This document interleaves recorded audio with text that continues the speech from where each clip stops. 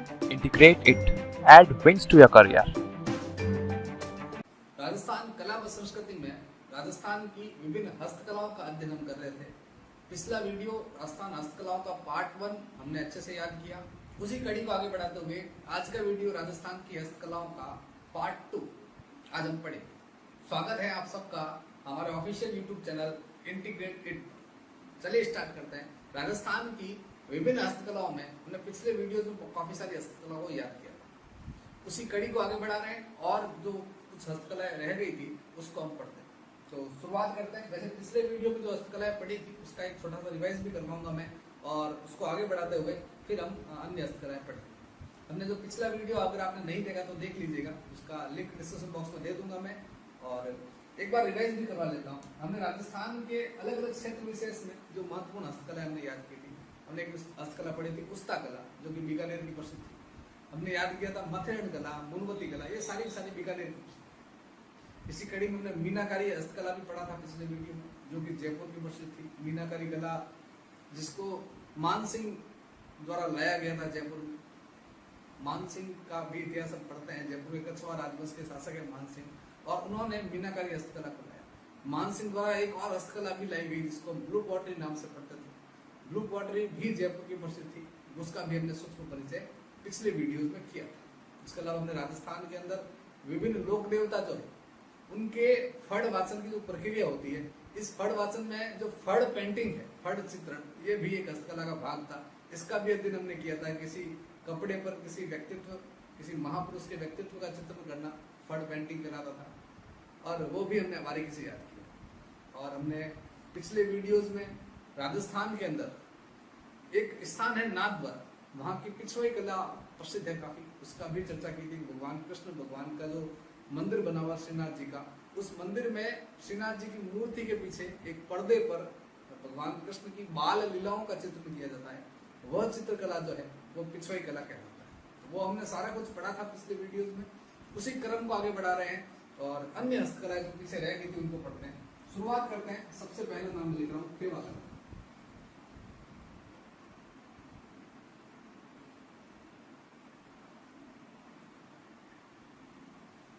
थेवा कला, थेवा कला क्या होता है समझिएगा। राजस्थान में सोने चांदी के तारों का प्रयोग करते हुए विभिन्न तरह के डिजाइन बनाने का जो काम किया जाता है वो हम पढ़ते हैं मीनाकारी कला। और ये मीनाकारी का जो काम किया जाता है अलग अलग तरह से किया जाता है, अलग अलग नामों से भी जाना जाता है। और उसी क्रम में, उसी कड़ी में एक नाम है थेवा कला। थेवा कला क्या होता है समझता आप। हरा रंग का कांच होगा, उस हरे रंग के कांच पर सोने के तार का प्रयोग करते हुए सूक्ष्म चित्रांकन किए जाएंगे। बारीक सोने का तार लेके उससे डिजाइन बनी जाएगी, पेंटिंग की जाएगी, चित्रांकन किया जाएगा। तो हम इसकी डेफिनेशन याद कर सकते हैं। थेवा कला होता क्या है। थेवा कला सोने के तार का प्रयोग करते हुए, सोने का तार का प्रयोग कहां करेंगे, हरे कांच पर। तो आपको याद करना है हरे कांच पर सोने के बारीक तार से चित्रांकन, सूक्ष्म चित्रांकन किया जाता है। और यही जो हस्तकला है इसको हम थेवा कला कहते हैं। थेवा कला राजस्थान के अंदर प्रसिद्ध कहाँ की है। थेवा कला का जो है प्रारंभ कब हुआ था, थेवा कला के बारे में और जो महत्वपूर्ण प्रश्न बनते हैं वो भी हम याद करना चाहें तो थेवा कला राजस्थान में प्रसिद्ध कहाँ की, मोस्ट फेमस प्लेस कौन सा है जहाँ की थेवा कला प्रसिद्ध है। तो आपको याद करना है प्रतापगढ़। प्रतापगढ़ की थेवा कला प्रसिद्ध है। प्रसिद्ध कलाकार का नाम भी याद करना है। थेवा कला के बारे में पहला फैक्ट आप याद करें। प्रसिद्ध स्थान आपसे पूछे तो प्रतापगढ़। प्रतापगढ़ की थेवा कला प्रसिद्ध है। प्रसिद्ध कलाकार का नाम आपको याद करना है नथमल सोनी। इनको नाथूजी सोनी भी कहा जाता है, तो आप नाथूजी सोनी भी याद कर सकते हैं।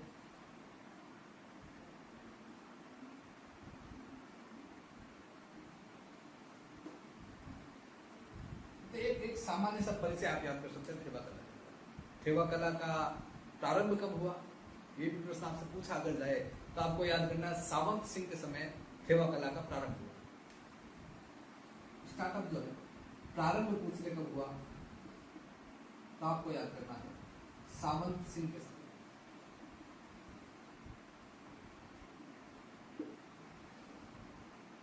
तो हस्तकलाओं का क्रम पढ़ रहे हैं और एक हस्तकला हमने पढ़ ली थेवा कला। एक बार रिवाइज करवा लेता हूँ। थेवा कला वापस याद कीजिएगा। थेवा कला राजस्थान की एक महत्वपूर्ण कला, और इस हस्तकला में हरे कांच का प्रयोग करते हुए सोने के सूक्ष्म तारों से चित्रांकन किया जाता है। राजस्थान में थेवा कला प्रसिद्ध गांव की है। आपको उत्तर क्लिक करना है। प्रतापगढ़ की प्रसिद्ध कलाकार कौन है? तो नाथूजी सोनी या नथमल सोनी, सोनी परिवार, प्रतापगढ़, ये भी आप याद कर सकते हैं। और प्रारंभ इसका हुआ था सावन सिंह के समय। ये सारा कुछ आप पढ़ते तो थेवा कला इतना पर्याप्त है। थेवा कला के बाद एक और हस्तकला पढ़ते हैं, इसके बाद हम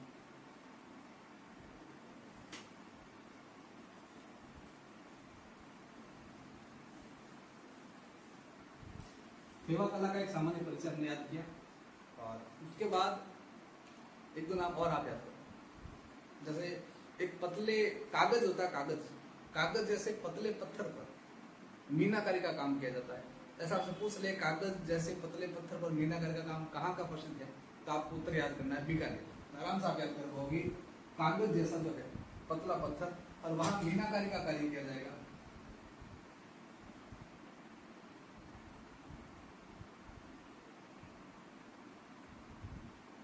कागज जैसे पतले पत्थर पर मीनाकारी कहाँ की प्रसिद्ध? उत्तर आपको क्लिक करना है बीकानेर। कागज जैसा पतला पत्थर और वहां मीनाकारी कहाँ की प्रसिद्ध है? तो आपको क्लिक करना है बीकानेर। इसी मीनाकारी में एक नाम और आपको याद करना है, मुरादाबाद। मुरादाबादी नाम इंपॉर्टेंट है, काफी महत्वपूर्ण है।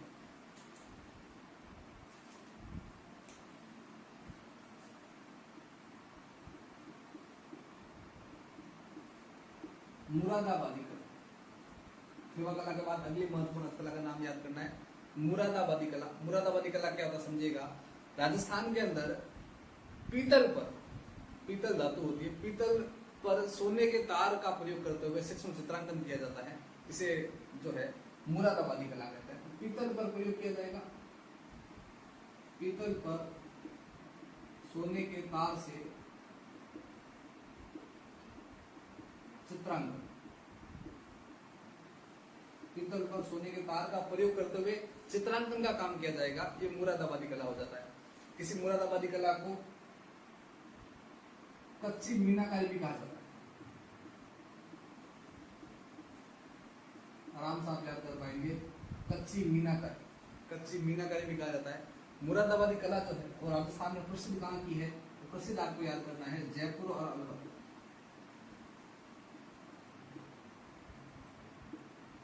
जयपुर और अलवर की ये मुरादाबादी कला प्रसिद्ध है। मुरादाबादी कला काफी महत्वपूर्ण है। इसे पीतल पर मीनाकारी भी कहा जाता है। सब पूछते हैं कि पीतल पर मीनाकारी कहाँ की प्रसिद्ध है? आपसे पूछ ले पीतल पर मीनाकारी कहाँ की प्रसिद्ध है, आपसे पूछ ले कच्ची मीनाकारी कहाँ की प्रसिद्ध है, या आपसे पूछ ले कि मुरादाबादी कला कहाँ की प्रसिद्ध है, उत्तर आपको क्लिक करना है जयपुर और अलवर। इस हस्तकला में क्या होता है, हमने काफी डिटेल से याद किया कि इस कला में पीतल पर सोने के तार का प्रयोग करते हुए चित्रांकन का काम किया जाता है, और ये कला कहलाती है मुरादाबादी कला। तो अब तक जो हमने पढ़ी है, साथ साथ में साथ चीजें लिख भी रहा हूँ। अगर आपके पास पेन पेपर है तो आप कोशिश करें साथ साथ चीजें लिखते रहें और अच्छे से रिवाइज करते रहें। शुरुआत की है हमने हस्तकलाओं में, अब तक 2 हस्तकलाओं का एक सामान्य अध्ययन किया है। उसी क्रम में आगे और पढ़ते हैं। मीनाकारी का सेशन है। वैसे तांबे पर हम भी याद कर सकते हैं, पीतल भी याद कर सकते हैं। वैसे तांबा वाला भी आप याद रखें, तांबे पर भी मीनाकारी की जाती है। अगर पीतल की जगह तांबे का प्रयोग किया गया तो वहां जो प्रश्न बनता है कि तांबे पर मीनाकारी कहाँ की प्रसिद्ध है? तांबे पर मीनाकारी कहाँ की प्रसिद्ध है? तो आपको उत्तर क्लिक करना है भीलवाड़ा। ये सारी मीनाकारी के और विभिन्न तारे, सोने चांदी के तार का प्रयोग करते हुए जो चित्रांकन किया जाता है वो सारा फैक्ट आप याद कर सकते हैं। अब इसके बाद अगली एक और महत्वपूर्ण हस्तकला पढ़ते हैं। जुड़े रहिएगा। वीडियो आप देख रहे हैं, आवाज अच्छे से आ रही है तो कमेंट बॉक्स में बता दीजिएगा। अगर आपको कोई डाउट है तो कमेंट बॉक्स में लिखिएगा। वीडियो अच्छा लगा तो लाइक भी कीजिएगा, शेयर भी कीजिएगा, और हमारे यूट्यूब चैनल को सब्सक्राइब भी कीजिएगा। शुरुआत करते हैं। अब तक जो हमने पढ़ी हस्तकला, पिछले वीडियोस को आगे बढ़ाते हुए अन्य सेशन हम याद कर रहे हैं। अब अगला जो काम है रंगाई छपाई का काम, और ये काफी महत्वपूर्ण रहता है। इस पर काफी सारे प्रश्न एग्जाम में पूछे जाते रहते हैं, वो सारे याद करते हैं। रंगाई छपाई का जो काम किया जाता है, छपाई का काम जिस जाति विश्व द्वारा छिपा कहते हैं, और रंगाई छपाई में प्रिंटिंग के प्रश्न बहुत बार पूछे जाते हैं। प्रिंटिंग के साथ साथ विभिन्न हस्तकलाओं के नाम, तो छपाई का नाम आता है तो छपाई में बहुत सारे नाम, जैसे मैं लिखूं नाम पिछवाई कला।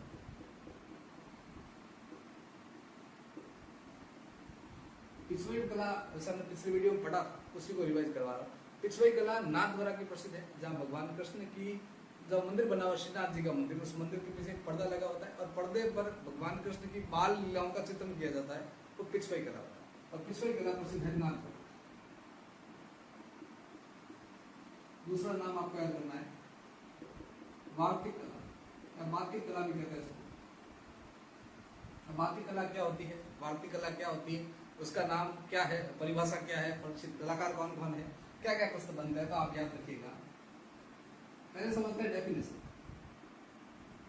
वार्तिक कला होता क्या है। इस कला में क्या होता है कि एक कपड़ा लिया जाता है, उस कपड़े को रंगने का काम, उस पर डिजाइन बनाने का काम किया जाता है, पर एक विशिष्ट मोम का प्रयोग किया जाता है। मोम का प्रयोग करते हुए रंगाई छपाई का काम किया जाता है इस कला के अंदर। और एक कपड़े पर मोम लगा दिया जाता है कुछ इस प्रकार, और मोम लगाने के बाद उस कपड़े को रंग में डुबो दिया जाता है, बाद में बाहर निकाल देते हैं। और जिस जिस भाग पर कलर नहीं लगाना होता है, जहाँ पर कलर नहीं छपना चाहिए, वहां पर मोम लगा दिया जाता है। हम ये कह सकते हैं कि मोम का प्रयोग करते हुए कपड़ों पर रंगाई का जो काम किया जाता है, वो इस वार्तिक कला के अंदर किया जाता है।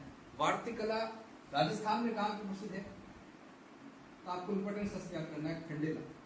शेखावटी क्षेत्र में खंडेला गांव आपने नाम सुना होगा सभी, सीकर जिले में खंडेला की पहाड़ियां से कांतुली नदी भी निकलती है। राजस्थान की आप सभ्यताएं पढ़ते हैं, वहां ये नाम आता है, काफी रिवाइज भी होता है।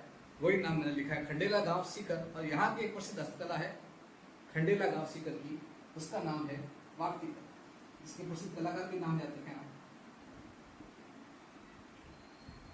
प्रसिद्ध कलाकार का नाम याद रखना, उमेश चंद्र शर्मा। उमेश चंद्र शर्मा जो है वो इस वार्तिक कला के प्रसिद्ध कलाकार है। वार्तिक कला का हमने परिभाषा याद किया, प्रसिद्ध स्थान याद किया, प्रसिद्ध कलाकार का नाम याद किया, और इसी वार्तिक कला का नाम हमने संबंध याद किया खंडेला के साथ। अब थोड़ा खंडेला नाम आया तो उसका भी एक सूक्ष्म परिचय आपको पता होना चाहिए, थोड़ा रिवाइज करवा लेता हूँ। राजस्थान की सभ्यताएं हम पढ़ते हैं, गणेश्वर सभ्यता पढ़ते हैं, और गणेश्वर सभ्यता का विकास प्रारंभ में जो है एक नदी के आसपास हुआ था, उस नदी का नाम था कांतली नदी। कांतली नदी का उद्गम स्थल जो है वो खंडेला की पहाड़ियां ही है, और ये खंडेला की पहाड़ियां इसी खंडेला गांव में है, जो कि सीकर जिले में है। आप आराम से याद कर पाएंगे। सीकर का प्रारंभिक नाम भी आप याद कर सकते हैं, ऐसा भी पूछा जाता है बहुत बार, सीकर का प्राचीन नाम क्या है, तो वो भी आप क्लिक रखें, वीर भान का पास। ये भी हिस्ट्री का एक छोटा सा प्रश्न बनता है, तो कुछ हिस्ट्री से जुड़ी बातें कल्चर के साथ साथ मिक्स हो रही है, इससे रिलेटेड ही है, आप आराम से याद कर पाएंगे, ऐसा मैं मानता हूं। ये वार्तिक कला आपने याद किया, पिछवाई कला याद किया। अब रंगाई छपाई में बहुत सारे प्रिंट है, प्रिंटिंग के प्रश्न बनते हैं, वो कैसे आपको क्लिक करने हैं। जैसा मैं नाम लिख रहा हूं, दाबू प्रिंट, ठप्पा प्रिंट, दाबू प्रिंट को ठप्पा प्रिंट भी कहते हैं। और दाबू प्रिंट, ठप्पा प्रिंट जो है वो राजस्थान में अकोला चित्तौड़ की प्रसिद्ध है। दाबू प्रिंट के अंतर्गत ना प्रिंटिंग जो ठप्पा लगाकर प्रिंट किया जाता था, और ये प्रक्रिया है, इसमें एक नाम आप ये भी याद कर सकते हैं, दाबू प्रिंट का प्रसिद्ध तो कहाँ की, ऐसे पूछते हैं प्रसिद्ध, तो प्रसिद्ध तो चित्तौड़ की है। और दाबू प्रिंट के अवशेष, ये काफी महत्वपूर्ण प्रश्न है, और आगामी एग्जाम में आपको देखने को मिल सकता है, काफी महत्वपूर्ण प्रश्न है। राजस्थान की सभ्यताएं हम पढ़ते हैं, और सभ्यताओं में आहट सभ्यता पढ़ते हैं। वहाँ आहट सभ्यता में प्रश्न पूछा जाता है कि आहट सभ्यता से जब खुदाई करवाई गई, उत्खनन का काम करवाया गया, तो आहट सभ्यता से खुदाई में एक सूती कपड़ा मिला, और सूती कपड़े पर छपाई का काम किया हुआ था, ठप्पा प्रिंट के अवशेष मिले। इस प्रकार ये साक्ष्य मिलते हैं। प्रश्न पूछे आपसे कि ठप्पा प्रिंट प्रसिद्ध कहाँ की है, तो उत्तर क्लिक करना है आपको चित्तौड़। आपसे पूछ ले ठप्पा प्रिंट के अवशेष कहाँ से प्राप्त हुए, तो आहट सभ्यता उदयपुर से प्राप्त हुए। अवशेष पूछ ले तो आहट सभ्यता, आहट सभ्यता उदयपुर से जो है अवशेष प्राप्त हुए। अब इन दो के अलावा कुछ और नाम भी है जिनके प्रश्न भी बहुत बार पूछे जाते रहते हैं, वो भी साथ साथ आप याद रखें। जैसे मैं नाम लिख रहा हूं अजरक प्रिंट, मलीर प्रिंट। अब मैं लिखूं अगर कि Indigo print, Ajrak print, Malir print, Indigo print, ये सारी की सारी जो है बालोतरा की पुस्तक, सॉरी बाड़मेर जो है बाड़मेर डिस्ट्रिक्ट। इंडिगो प्रिंट पूछ ले पर्टिकुलर तो आप याद करें बालोतरा। और ये सब जो है बालोतरा वैसे बाड़मेर नहीं है, सारी की सारी जो है वो बाड़मेर जिले की प्रिंटिंग है प्रसिद्ध। ऐसा आपसे पूछ ले, 4 प्रिंट ऑप्शन में पूछे और आपसे ऐसा प्रश्न पूछे कि ऐसा कौन सा प्रिंट है जिसके अंतर्गत दोनों तरफ प्रिंटिंग का काम होता था, तो आपको क्लिक करना है। अजरक प्रिंट जो है ना, ये अजरक प्रिंट के अंदर एक विशेषता आपको याद करनी है कि दोनों तरफ बोथ साइड जो है कपड़े के दोनों तरफ जो है प्रिंटिंग होगी अजरक प्रिंट के अंदर। ये फैक्ट आप याद रखें, बोथ साइड प्रिंट होगी। इसी कड़ी में एक नाम आप याद रखें, सांगानेरी प्रिंट। सांगानेरी प्रिंट जयपुर की प्रसिद्ध है, सांगानेरी प्रिंट जयपुर की प्रसिद्ध है। और सांगानेरी प्रिंट के एक प्रसिद्ध कलाकार का नाम भी आप साथ साथ याद रख सकते हैं, मुन्ना लाल। मुन्ना लाल नाम के प्रसिद्ध कलाकार हैं सांगानेरी प्रिंट के। सांगानेरी प्रिंट के जो है प्रसिद्ध कलाकार का नाम आप याद रखें, मुन्ना लाल। ये जयपुर की प्रसिद्ध है।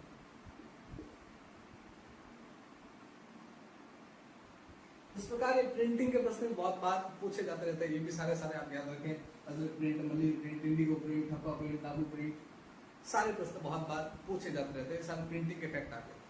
इसके बाद और भी अन्य हस्तकला हैं, उनको भी पढ़ते हैं। अब काफी सारी चीजें हम पढ़ रहे हैं, साथ साथ लिखते रहिएगा। और वीडियोस अच्छा लगे तो लाइक शेयर भी कीजिएगा।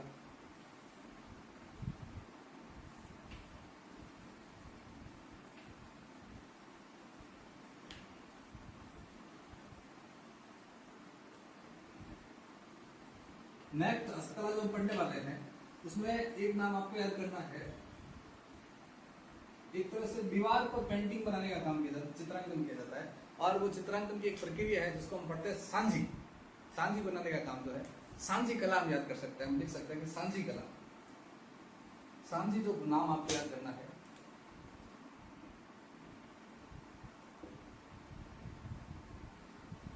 सांझी कला क्या होता है, सांझी कला में किस किस तरह के प्रश्न बनते हैं वो आप याद रखें।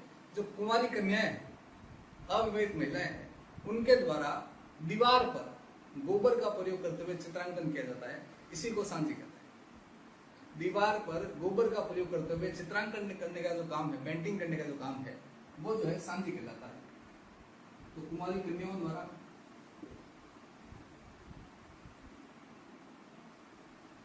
गोबर का प्रयोग करते हुए दीवार पर पेंटिंग बनाई जाती है, चित्रांकन किया जाता है। और ये जो कला है वो सांझी कला है। सांझी कला में विभिन्न तरह की सांझी प्रसिद्ध है, जैसे केले के पत्तों की सांझी।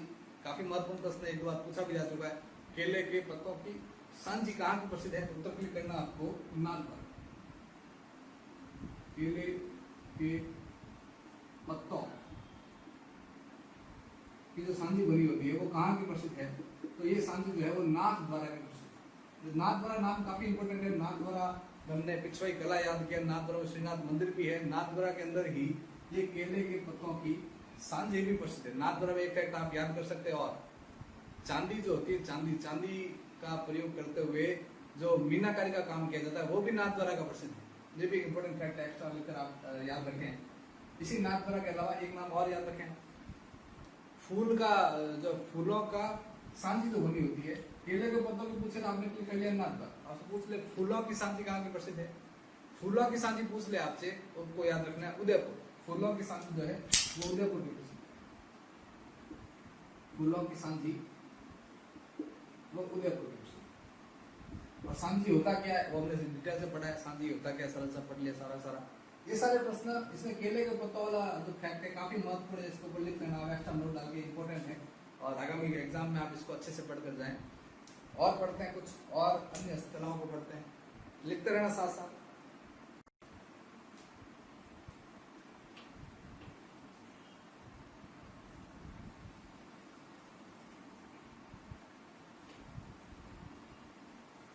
अब राजस्थान में हस्तकला के रिलेटेड कुछ और फैक्ट आप याद रखना। मैं एक एक चीज बता रहा हूँ आराम से। पहला नाम आपको याद करना है, आपसे पूछ लेकर कि राजस्थान में हस्तकलाओं का तीर्थ किस स्थान को कहा जाता है? हस्तकलाओं का तीर्थ आपको याद रखना है जयपुर। जयपुर को हस्तकलाओं का तीर्थ कहा जाता है। हस्तकलाओं का तीर्थ जो है वो जयपुर को कहा जाता है। इसी हस्तकलाओं में आपसे पूछ ले अगर कि हस्तकलाओं के विकास के लिए, संरक्षण के लिए एक संस्था कार्यरत है, संस्था का नाम क्या है, संस्था की स्थापना कब हुई, ऐसे भी प्रश्न पूछे तो वो भी सारे फैक्ट आप आराम से याद रखें। पहला फैक्ट याद रखें, हस्तकलाओं का तीर्थ।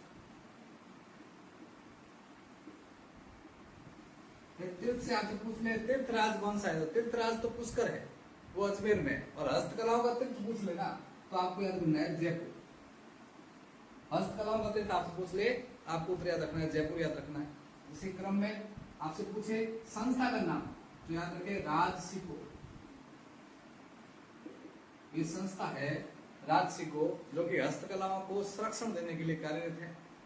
राजसिको काफी इंपोर्टेंट नाम है, आप बहुत बार पूछा जाता है, आप याद रखें। राजसिको जो है हस्तकलाओं के संरक्षण के लिए कार्यरत संस्था है। इसकी स्थापना कब हुई तो आपको याद रखना है 3 जून 1961। 3 जून 1961 को राजसिको की स्थापना हुई, मुख्यालय जयपुर। और राजसिको जो है हस्तकलाओं के संरक्षण में जो कार्यरत संस्था का नाम है। हस्तकलाओं का तीर्थ जो है जयपुर को कहा जाता है। हस्तकलाओं के विकास के लिए ध्यान में रखते हुए राजस्थान सरकार द्वारा शिल्प ग्राम बनाए गए। राजस्थान में कुल कितने शिल्प ग्राम है, कहाँ कहाँ पर है, ऐसे नाम आपसे पूछ ले तो वो भी आप याद रखें। शिल्प ग्रामों की संख्या टोटल है 3, टोटल 3 शिल्प ग्राम है।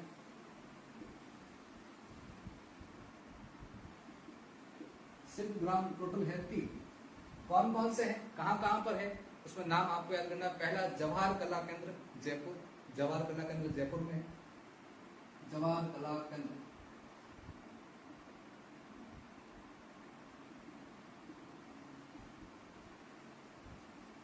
दूसरा नाम पाल जो शिल्प ग्राम है वो जोधपुर में है। और तीसरा हवाला शिल्प ग्राम, ये हवाला शिल्प ग्राम उदयपुर में। ये 3 शिल्प ग्राम भी हैं, इनके नाम भी बहुत बार पूछे जाते रहते हैं, ये भी आप साथ साथ याद रखें। राजस्थान में हस्तकलाओं को उद्योग नीति के तहत कब शामिल किया गया, ऐसा आपसे डेट पूछ ले, टाइमिंग पूछ ले तो याद रखना है 1938 के अंतर्गत औद्योगिक नीति में इसको शामिल किया गया था। 1938 में 1938 में इसको शामिल किया गया। ये कुछ एक्स्ट्रा फैक्ट भी कई बार से पूछे जा सकते हैं, तो ये भी आप साथ साथ याद रखें। हस्तकलाओं को पढ़ रहे थे तो एक और हस्तकला डिटेल से नाम याद रखना, बंदेज कला। बंदेज कला में प्रश्न कैसे बनते हैं वो भी पढ़ते हैं।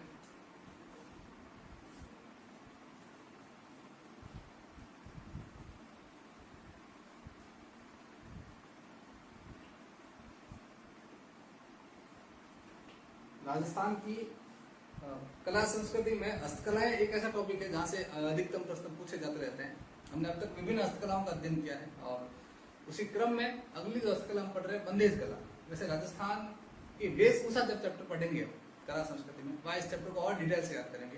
पर हस्तकलाओं में वेशभूषा से संबंधित जो प्रश्न बनते हैं यहाँ पर, उसमें बंदेज कला नाम आपको काफी इंपोर्टेंट है, याद रखना चाहिए। कैसे प्रश्न बनते हैं, क्या क्या प्रश्न बनते हैं, सारी चीज डिटेल से याद करते हैं।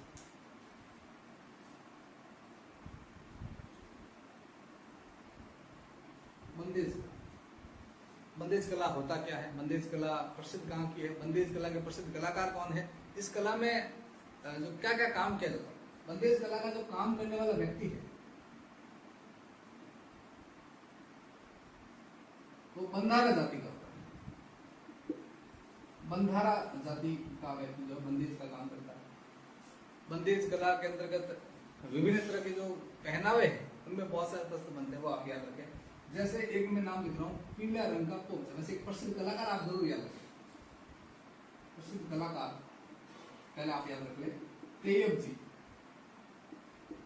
तेयब जी करके एक प्रसिद्ध कलाकार है बंदेज कला के, वो काफी महत्वपूर्ण है, पूछे जाते रहते हैं, आप याद रखना। दूसरा नाम मैं लिख रहा हूँ, यहाँ पर नाम लिख रहा हूँ मैं, पीला पोंचा, गुलाबी पोंचा, पोंचा। पोंचा जो पहना जाता है और पोंचा से संबंधित जो प्रश्न बनता है, पोंचा, पीले रंग का पोंचा पहना जाता है, गुलाबी रंग का पोंचा पहना जाता है, कब पहना जाता है, टाइमिंग क्या रहती है।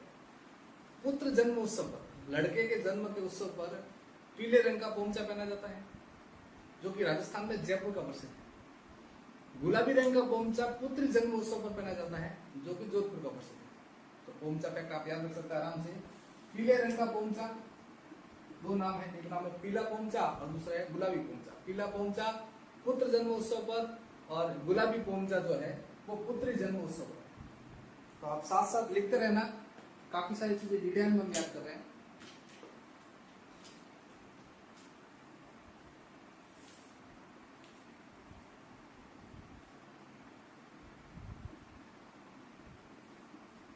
पीला पोंचा और गुलाबी पोंचा। पीला पोंचा जो है वो प्रसिद्ध है, हमने लिखा अभी याद किया, जयपुर का। और पुत्र जन्मोत्सव, गुलाबी पोंचा पुत्री जन्मोत्सव पर और ये जोधपुर का प्रसिद्ध है। जैसे पुत्र जन्मोत्सव के साथ पीला पोंचा पहनने के साथ साथ एक जच्चा गीत भी गाया जाता है, इसे होलर गीत भी कहा जाता है। पुत्र जन्मोत्सव पर गाया जाने वाला लोकगीत कौन सा है, हमने लोकगीत सेशन पूरा डिटेल से पढ़ा था, वही नाम आप इसके साथ साथ भी याद कर सकते हैं। पीला पोंचे के साथ साथ एक नाम याद रखें, चीड़ का पोंचा, आदिवासी महिलाओं द्वारा पहना जाता है चीड़ का पोंचा, वो भी नाम बहुत बार पूछा जाता है। इसी बंदेज गला में प्रसिद्ध कलाकार का नाम आपने याद किया, तैयब जी। बंदेज गला के साथ साथ एक नाम आपको और याद रखना है, धनक। बिंदी नुमा इसका काम किया जाता है, चुंडी है, इसे धनक कहा जाता है। मुकेश, यहां भी बंदेज कला का काम किया जाता है। एक और नाम आप याद रखें,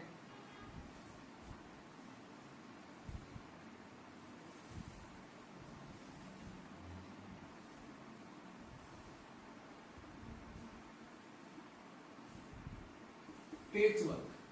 पेचवर्क का जो काम किया जाता है, पेचवर्क के तहत क्या होता है कि जो कपड़े हैं उन कपड़ों को जोड़ने का काम, सिलाई बुनने का जो काम किया जाता है। ये पेचवर्क का काम कहाँ का प्रसिद्ध है, आपसे पूछ ले तो याद करना है, शेखावटी क्षेत्र का प्रसिद्ध है। पेचवर्क का कार्य जो है वो शेखावटी क्षेत्र का प्रसिद्ध है, शेखावटी क्षेत्र का प्रसिद्ध है। ये बंदेज कला का एक सामान्य परिचय आप याद कर सकते हैं। इसी कड़ी को आगे बढ़ा रहे हैं और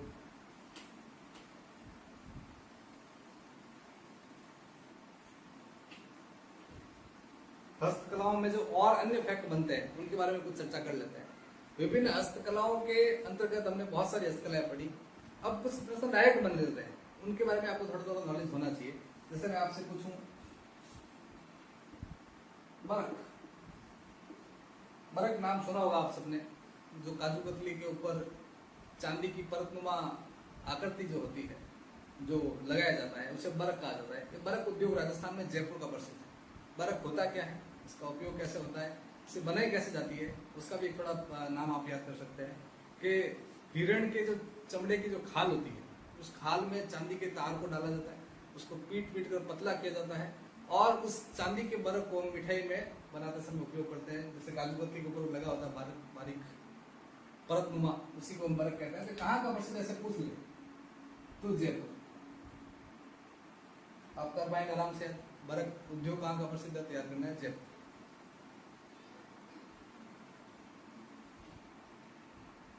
एक नाम है रमकड़ा उद्योग। रमकड़ा उद्योग क्या होता है, कहाँ का प्रसिद्ध है? रमकड़ा उद्योग में याद रखना आपको, घिया पत्थर जो होता है, उस घिया पत्थर से जो मूर्तियां बनाई जाती है, घिया पत्थर का जो पाउडर होता है उससे मूर्तियां बनाई जाती है, इसी कला को रमकड़ा उद्योग कहते हैं। राजस्थान में रमकड़ा उद्योग गलियाकोट डूंगरपुर का प्रसिद्ध है। याद रखना आपको, गलियाकोट डूंगरपुर का प्रसिद्ध। उसमें खेल का सामान कहाँ का प्रसिद्ध है?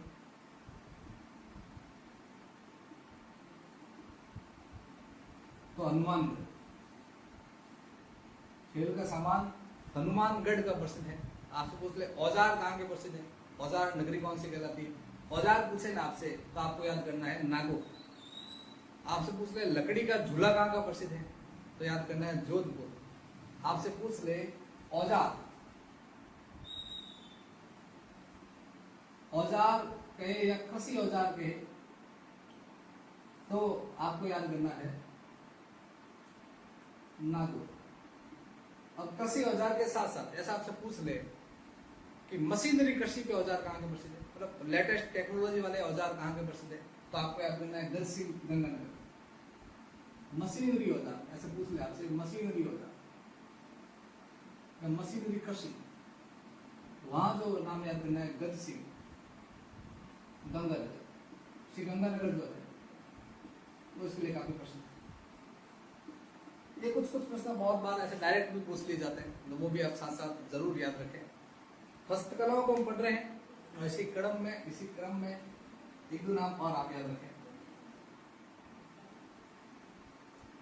जैसा आप पूछे कि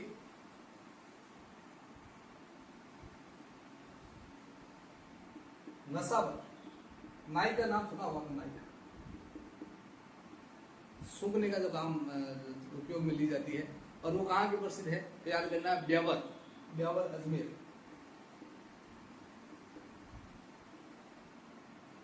ब्यावर अजमेर की प्रसिद्ध है।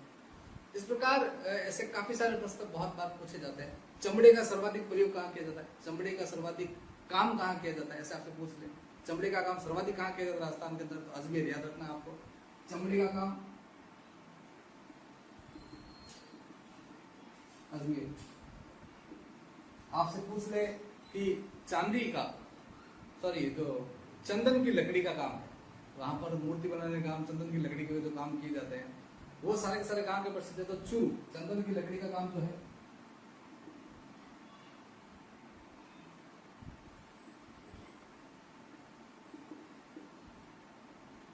चूरू का प्रसिद्ध है। ये सारे कई बार ऐसे डायरेक्ट शॉर्ट प्रश्न भी पूछ लिए जाते हैं, तो ये भी आप इनके साथ साथ जरूर याद रखें।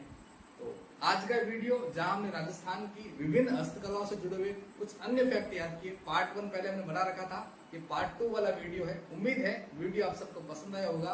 वीडियो अच्छा लगा तो लाइक करें, शेयर करें और हमारे चैनल को सब्सक्राइब भी करें। वीडियो देखने के लिए आप सभी का बहुत बहुत धन्यवाद। मिलते हैं एक और नए वीडियो के साथ। जय Hind, Vande Mataram. Thank you for watching the video. Please like, share and subscribe the channel Integrated.